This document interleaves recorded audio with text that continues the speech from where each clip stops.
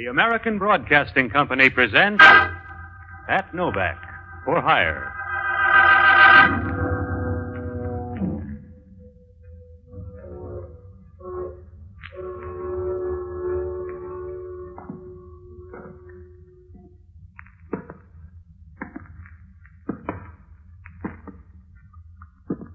Sure, I'm Pat Novak. For hire.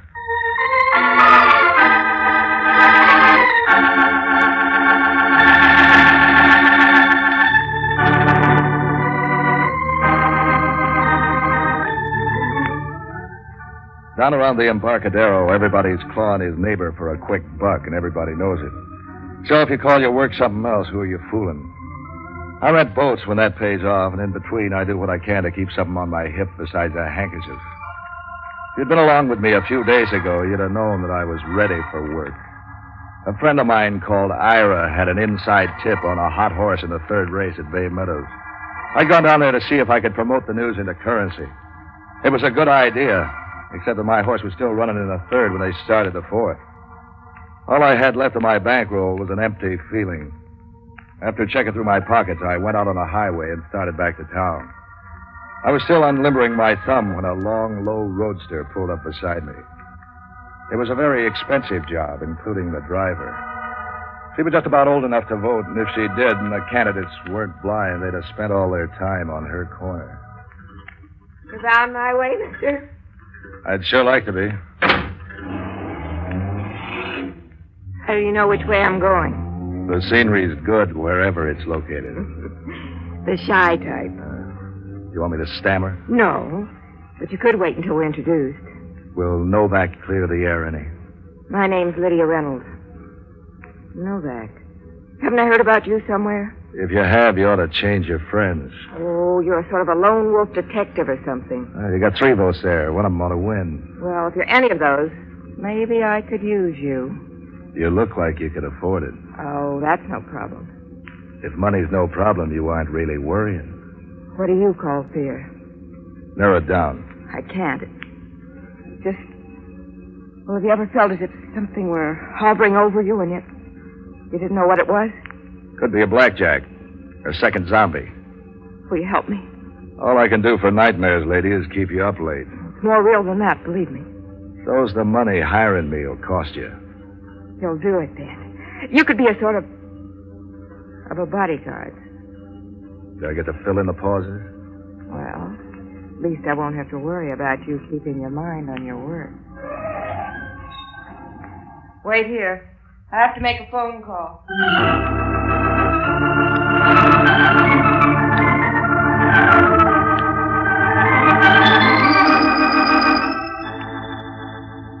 She walked away, and it was smooth and easy to watch, like a bird gliding on a bit of wind. When she got out of sight, I began to think about the hire. I'd heard of rich dames doing crazy things, but this was crowding the record. Nobody hires a watchman to stand off a bad dream. I felt like a guy getting ready to fly with a pair of homemade wings. It could be thrilling. Then what else? The what else began to develop right away. A car pulled up near me with 2 men in it. One of them got out. A big guy with the kind of a face you see in ads for men's swimming trunks, handsome and a little vacant. He came over to the car. He wanted to talk. Got a match, buddy? Yeah. Here.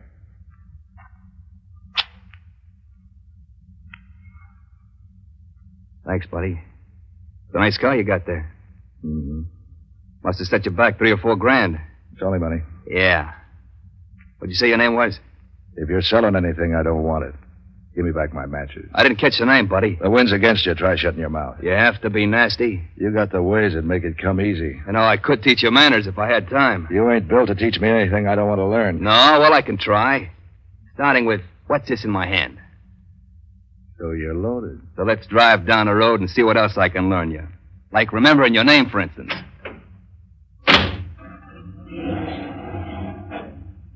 Head right into the city. You do know where the city is, don't you? Look, sucker, if you're out to roll me, you grabbed the wrong goose. Don't tell me you're broke. Try the second $5 window down at Bay Meadows. You're broke and 3 grand worth of auto? That makes about as much sense as stuttering Dan O'Brien. So you bet on the 3-legged horse. Let's break it up and forget it. We're coming into town now. I might as well write it out. Besides, this ain't my crate. I thumbed a ride from a dame I was waiting for when you started waving around the artillery. You're telling me her name's Lydia Reynolds. Look, drive up that alley before you get lost. You knucklehead, it's a dead-end street. That's all right. From here on, you're riding on a clock.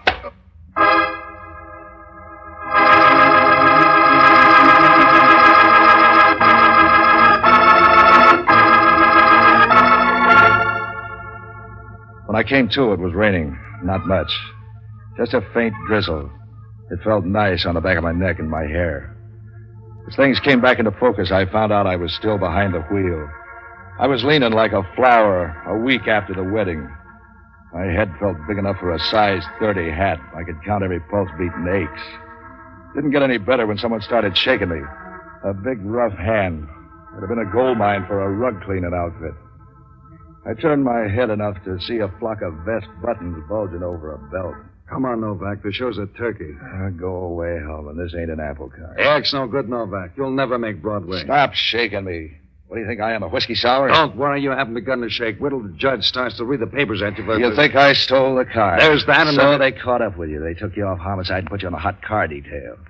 I can see now where insurance rates are going to zoom out of sight. I caught you and the motor's still warm. You couldn't catch a fever in a flu epidemic. And while the body's still warm. You couldn't find your way up an escalator. What'd you say? The body. In the back of the car. And you hammed that act almost as much as you did that fake blackout. She called it a nightmare.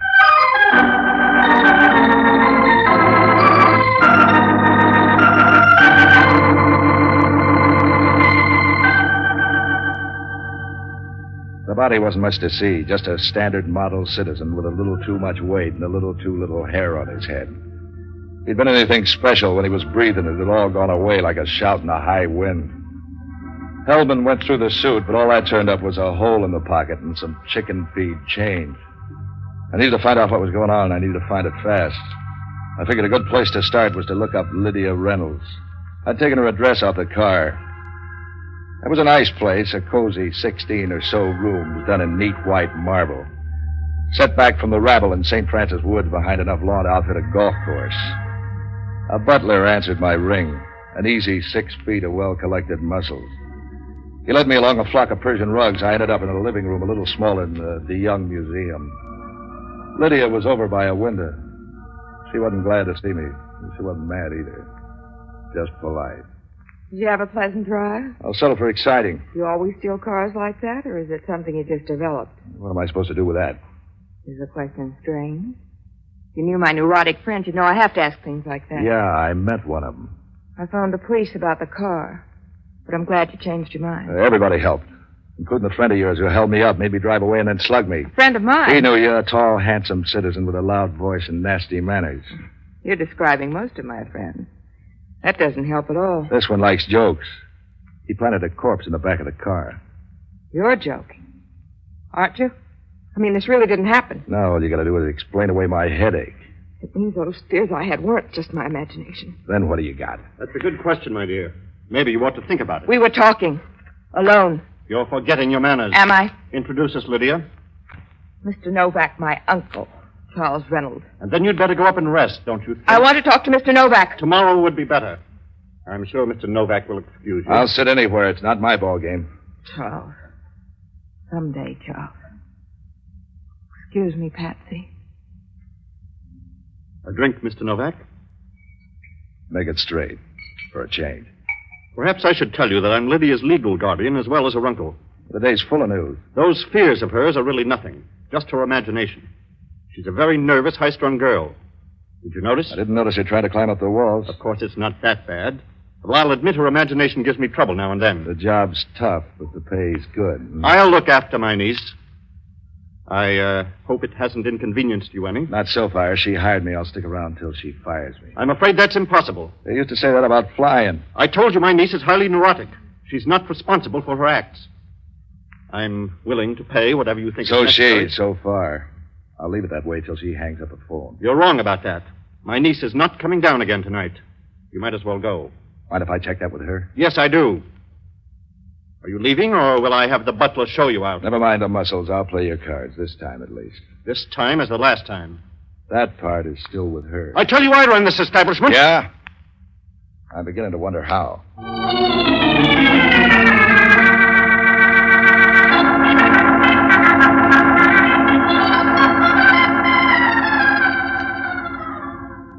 The big butler showed me out. A nice guy to have around if you go for screams in the night.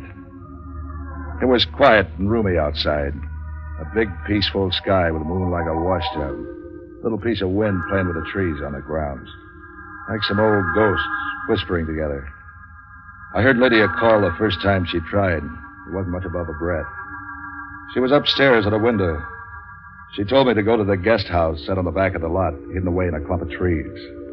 It turned out to be a little toy cottage like something out of a fairy tale. Lydia showed up while I was still fumbling with the door. I'm so glad you didn't go away. What'd my uncle tell you? Did he send you away? He didn't have to push hard. I was ready to throw in my hand anyway. But I need you. Don't you see I need you now more than ever? I didn't contract to play ducks and drakes with a dead body, a muscle-bound butler, and an uncle who goes around saying goodbye. But that's one of the reasons I need you. My father left me a huge fortune.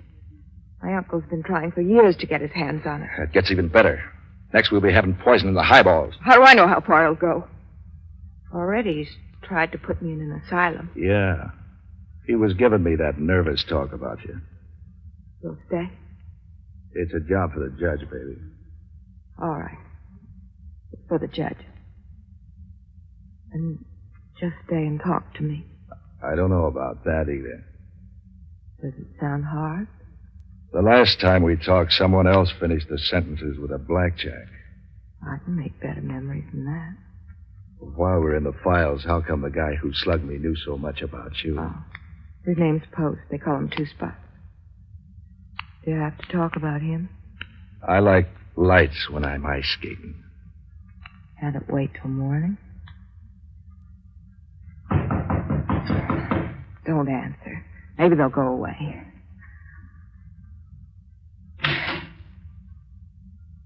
Time to retire, Miss Lydia. What do you mean, coming here? Worried about your resting. The doctor... Get out of here! You hear? Leave me alone! Very well, miss, but the gentleman is leaving, and I thought maybe you'd like me to see you back to the house. He isn't leaving. You are. You're fired! The gentleman's leaving, miss. And now I'm on your payroll. The joint's full of guys giving orders. You want to walk out or stumble? I don't want you here! Make up my mind for me. Get out!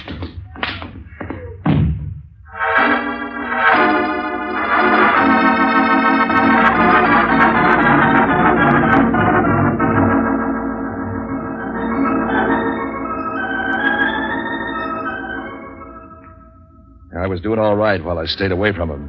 When he got in close, the show ended and the band went home. When I came to, the bump on my head was matching aches with my jaw. You won that one the hard way, Novak. Are you the prize? What are you talking about? The dead body over there. You must be out for the limit tonight. Help me up. He's the butler. What happened to him? He backed into a knife. It's illegal, you know. Well, the town's full of knives. Anybody could have given it to him. I don't see any crowd around. But you're here, ain't you? Where's the dame? Why did you kill him, Novak? Yeah, of course. But where's the dame? There's something going on around here that I'm not in on. You seem to know all the turns. Open up, and I'm not fooling. You got the story straight, Hellmann. After I left you, I came out here to see the dame Lydia Reynolds.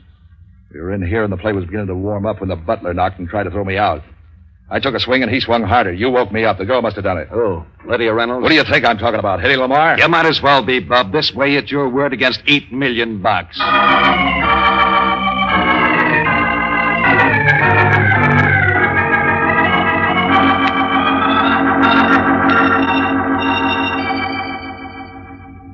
It got even worse when we went after Lydia. Her uncle blocked us away from the door with a doctor looking over his shoulder. He said he followed the butler out to the guest house and caught Lydia as she ran out. He'd seen us fighting and started in to stop us when Lydia fainted. Then Hellmann showed up with a stolen car. Reynolds talked in a very positive voice. $8 million worth. It takes more than an inspector's badge to interrupt that kind of talk. Hellmann took it all down in a little book. Then he took me into the Kearney Street station and booked me on suspicion of 2 murders and a car heist. He was happy and helpful. He even sent out and got Jocko Madigan to come to see me. Now, Jocko was an ex-medico and a boozer, but he was the best friend I had in town. If sympathy was a crowbar, I'd have been out of the place in 10 minutes. Patsy, my boy, I've never seen you look more at home. Go away, Jocko. You bother me. Endurance vile, there must you wake and weep, and all your frowsy couch in sorrow steep, to paraphrase Bobby Burns. Go away. My head aches. I've come to offer my aid. Anything I can do for you, Patsy, say it and it's done. You can't help me, Jocko. Oh, don't tell me you really did it this time. No. Then why are you worrying? Have you no faith in justice? You can put together a deaf judge and a bought jury. You can... As bad as that? Go away, Jocko. Weep in your beer for me. Oh, this isn't like you, Patsy Novak. I've called you everything in the way of being a disgraceful citizen, but I've always admired one thing about you. You were a fighter. You never quit fighting. How do you fight $8 million in a perfect frame-up? $8 million? Oh, there isn't that much money. Try and sell that to Lydia Reynolds. Oh, is she the one who built the frame? It's even better than that. I don't know who did it or why. Don't be mysterious, Patsy. I'm too old to play word games. Look, Jocko, I was coming to ride in from Bay Meadows. Lydia picked me up. Then I was hijacked by a guy Lydia said could be two-spot post. Slugged and left with a dead body in Lydia's car. When I went up to see her about it, the butler cooled me. When I came to, he's dead. The girl must have a hard time keeping friends. She wanted to hire me for a bodyguard. She said she was being threatened, but she couldn't put her finger on it. That shouldn't be so hard. She starts out with $8 million worth of bait, so anybody might try for that. Behind a veil. Who's this two-spot character? Anybody I know? He's nobody we can use. I think Lydia dreamed him up. Well, he might be worth looking up. You're wasting your valuable drinking time, Jocko. You can't put your finger on a ghost. Oh, you haven't had my experience with the little men, Patsy. So long, lover.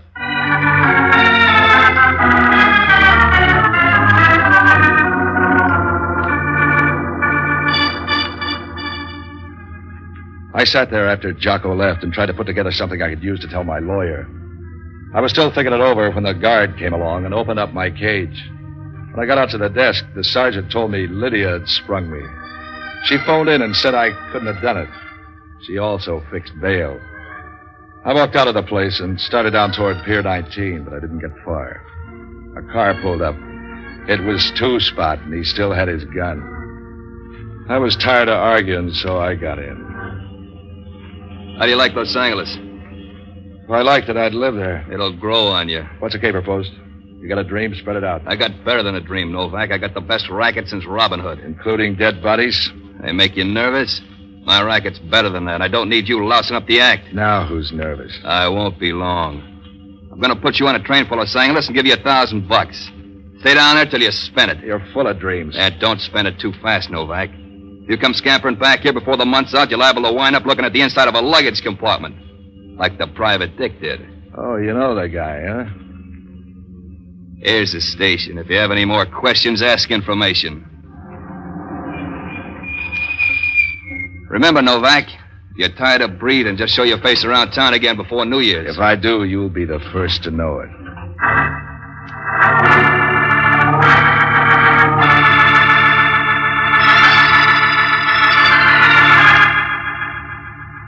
He followed me into the station and on the train. He stayed right by me until the thing started to pull out. Yeah, it was wonderful. I had $1,000, the name of the guy behind the killings, and a free ride to Palo Alto. When I got off the train down there, I phoned Hellmann. He was as helpful as a fireman in a sorority house. You're in Palo Alto? Good. Stay there. Before you go out and arrest some more wrong suspects, maybe you'd like to know who did it. You're full of news, Novak. I guess you think you found him. Am I calling for help? You wouldn't know it if you needed help. The guy behind Did you figure that... Spot post. Did you figure that out all by yourself? Lydia said it might fit him, but I needed proof. I got it. You haven't got the right time. Yeah? What's wrong with Two-Spot having something on Lydia? Something that'd quiet her if he tried to kidnap Grab. Are you trying to tell me how Two-Spot works? We've known the guy for years. He runs a bowling alley and makes a little horsebook on the side. Kidnapping isn't his style. Did you ever hear of styles changing? He has a $50,000 bowling alley, the Two-Spot in O'Farrell Street. He's not going to risk that. Hey, you're going to sit around on your fat hips and let Lydia be snatched while you check on the tax rate of a bowling alley. I know who did it, right, boy? I just told you. Not unless he's put on a lot of weight. Who is it? You know everything, Novak. I wouldn't think of trying to steal you. Did you know that the body in the car was a private detective? Yeah, so was the butler. Don't worry so much about things. Who was it, Hellmann? And have you loused up the act? We got the guy covered like a blanket. The next false move he makes will be on his last. And 2 spots on the town. I hear Palo Alto's a nice place. Now, you just stay down there and look it over. I'm going to look just far enough to find a car. Listen, Novak. I don't want you to come around putting your big feet in the trap. Now, stay out of this. I'm warning you. You ought to get a refit on your plates, Hellmann. That sounded like you said you were warning me.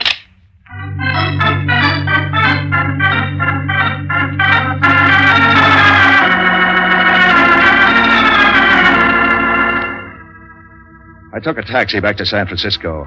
The price is easy if you have $1,000. We drove up to St. Francis Woods. Just as we were approaching the Reynolds place, I saw Lydia walking along the sidewalk. She was wrapped up in one of those long capes with a hood. She was walking in a hurry. When I caught up with her, she seemed glad, but she didn't slow down. Come on, Patsy. Walk with me. You running after something or something after you? Something's after me, Patsy. I'm frightened. You're full of half-talk. Don't you ever open up? I saw a man, at least a shadow of a man, hiding near a corner of the guest house. Some more of those fears? This man was real, Patsy. He was waiting for me out there. I said they're closing in, and they are. You don't want my help. But I do. I need help desperately. Why don't you give me something to work with? All I get out of you is talk about goose pimples. Oh, I'm tired, Patsy. Awfully tired. What you need is a drink. Come on downtown with me. I want to look up a friend of mine named Jocko Madigan. Can't we go to a bar? You don't know Jocko.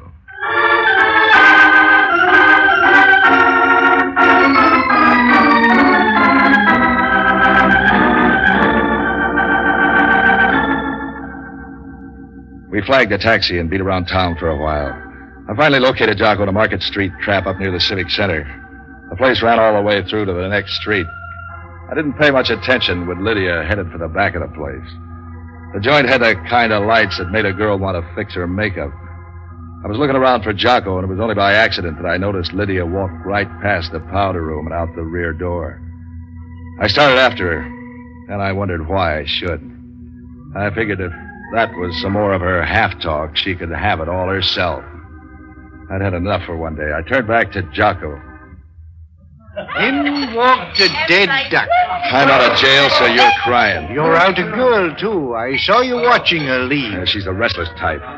She dropped you like a leaf. Smart girl. Her name's Lydia, the one I told you about. She sprung me out of jail. Oh, I take back the part about her being smart. I had 2-spot post billed for the part. Hellmann says I'm crazy. He could be right, you know. Why did you pull down your bets on post? All I had to go on was the fact that he was anxious to keep me out of town for 2 weeks. That could mean something was on the fire. I figured he was doing the cooking. You know, Patsy, I'd like to talk to that Lydia person. There's something fishy in her past. I'd like to know what it is. With $8 million, she could afford to be careless. Oh, this is something special. 2-spot ties into it somehow, and then there's that uncle of hers. Just naming him won't put him in jail. Well, there's a lot of temptation when you have $8 million to manage for a young girl. Think of what you could do if it all became yours. You can't arrest a guy because he's dough hungry. You know, Patsy, a few months ago, Lydia used to run around occasionally with 2-spot. He had a little bowling alley out near her home, and she used to go there. So she needed exercise. Then suddenly 2-spot sells the little place and moves downtown to this super layout of his. Where do you think he got the money? You just said they ran around together. Well, it could be that, but what if it's something else? Is that all you got to work with? Oh, don't be abrupt. The new bowling alley has a guy called Sackhead as manager. Well, good for him, and goodbye. Oh, wait a minute. Sackhead used to be a pin boy in the old bowling alley. When he was sober enough to stand up, that is. Now he's manager. There must be a reason. Yeah, that's better. Let's go see Sackhead.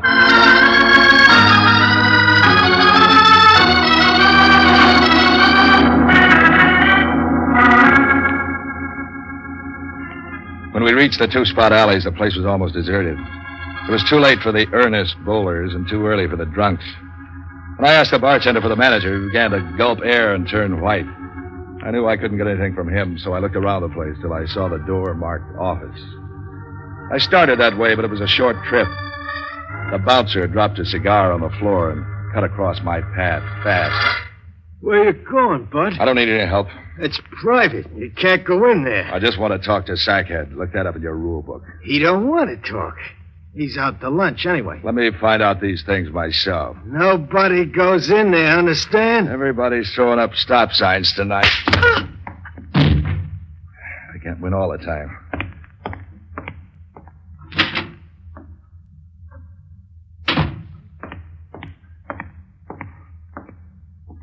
Let's get out of here, Jocko. What's all the hurry? I've got to finish my drink. Come on, now. Oh, not even one for the road. Don't run, Novak. It's bad for your heart. Ah, you're bad for me all over, Hellmann. I thought I told you to stay in Palo Alto. While you two argue, I'll just go back and finish my drink. Stay here, Madigan. Now, what's the fast getaway all about? You can pick up your bets about Two-Spot not being the one. Is he in there? Yeah, another knife job. Somebody must think it's still Thanksgiving. Look, Patsy, I was sitting at the bar. Quiet, Madigan. It's going to make it tough on you, Novak. Not any tougher than that bouncer. He saw me go in. If you weren't so busy being a wise guy, I tipped you off that Two-Spot was a cold trail. Listen, Patsy. All right, Hellmann, come out from behind that veil. You knew who did it all the time. Now name them. What's odd about that? Reynolds, of course. What do you got for proof? Some out of a dream book? We checked up on those detectives who were killed. Reynolds hired them to work up a plan on Lydia. He wanted her jailed on suspicion of murder. That would give him control of the money, and he killed Two-Spot because he beat him bowling. He hired Two-Spot and some of his boys to do the killing. If those dicks began to turn up dead, we could get Lydia on circumstantial evidence. It's too bad you two didn't wait a while to be born. They're making a better grade of cement now. Your brains... It adds up pretty good, Jocko. If the killings were only on circumstantial evidence, Lydia wouldn't get the chair. They'd probably give her 20 years, and Uncle could keep on with the family funds. I'm going out now to pick up Reynolds. I'd like to see either of you try and come along.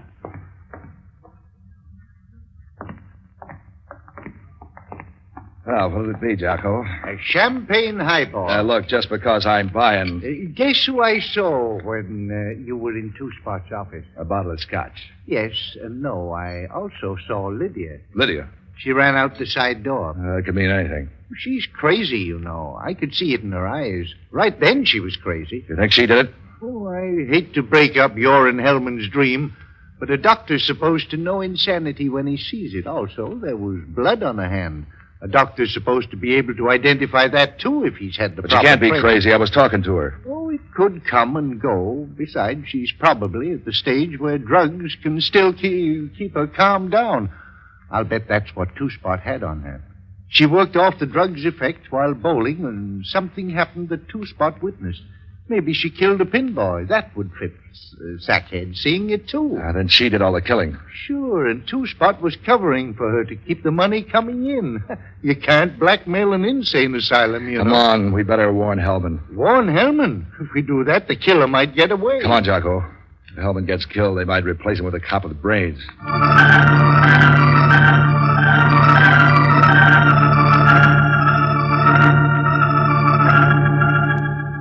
We grabbed a taxi. $10 worth of persuasion made him forget the color of some of the stoplights, and we were out there in no time at all.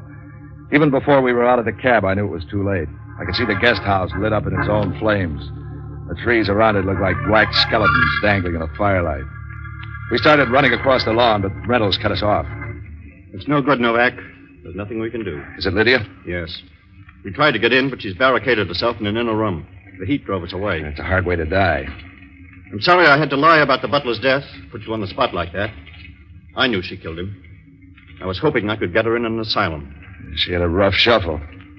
With all that dough, all she could buy was a black ace.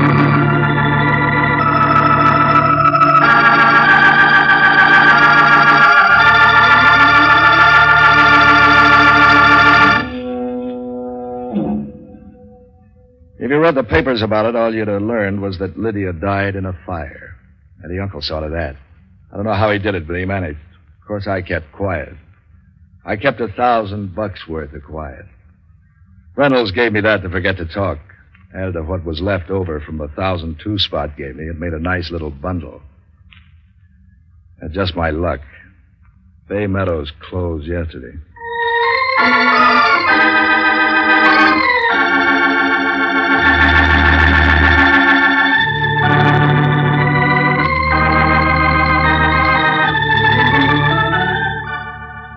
Heard on tonight's presentation were Ben Morris as Novak, John Galbraith as Inspector Hellmann, Jack Lewis as Jocko, and Mary Milford as Lydia, with Herb Ellis, Tol Avery, Edwin McDonald, and Henry Leff. Special music by Otto Clare.